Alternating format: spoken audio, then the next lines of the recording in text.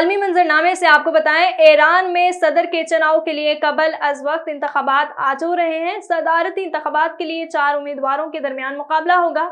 ایرانی صدر کے انتخاب کے لیے ایران کی شورا نگبانی نے صرف 6 امیدواروں کے ناموں کی منظوری دی تھی، تاہم 2 امیدوار امیر حسین غازی، زادہ ہاشمی اور علی رضا زاقانی آخری وقت پر مقابلے کی ڈور سے دستبردار ہو چکے ہیں۔ امریکہ میں 5 نومبر کو ہونے والے صدارتی انتخابات کے سلسلے میں ریاست جارجیا کے شہر اٹلانٹا میں پہلا صدارتی مباحثہ ہوا، جس میں ڈیموکریٹ پارٹی کے امیدوار موجودہ صدر جو بائیڈن اور ریپبلکن پارٹی امیدوار سابق صدر ڈونلڈ ٹرمپ نے ایک دوسرے پر الزامات کی بو چھاڑ کر دی۔ مباحثے میں امریکی معیشت اور یوکرین جنگ سمیت دیگر موضوعات پر بات چیت کی گئی۔ اور آپ کو بتائیں، چین کا چاند سے متعلق تحقیق میں نیا سنگ میل۔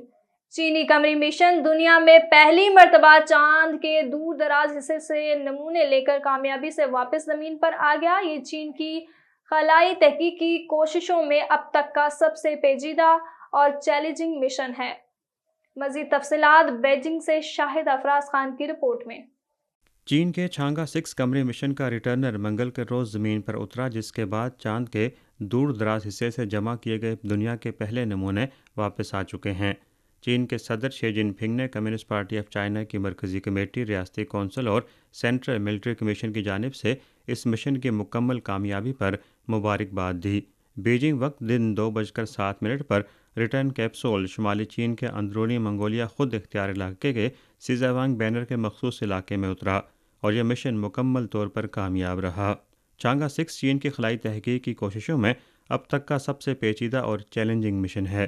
ایک آربیٹر، ایک ریٹرنر، ایک لینڈر اور ایک اسینڈر پر مشتمل یہ مشن رواں سال 3 مئی کو لانچ کیا گیا تھا اور یہ مختلف مراحل سے گزرا ہے۔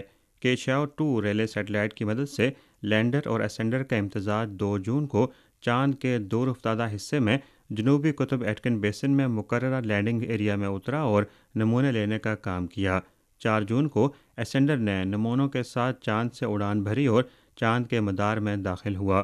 6 جون کو اس نے آربیٹر اور ریٹرنر کے امتزاج کے ساتھ ڈاکنگ مکمل کی اور نمونے ریٹرنر کو منتقل کیے۔ یہ بات انتہائی خوش آئند ہے کہ چین اس وقت خلائی تحقیق اور ترقی میں دیگر ممالک کو اپنے ساتھ لے کر چل رہا ہے، جس سے خلا کے شعبے میں بھی مشترکہ مستقبل کے حامل عالمی برادری کی تعمیر کو تقویت مل رہی ہے۔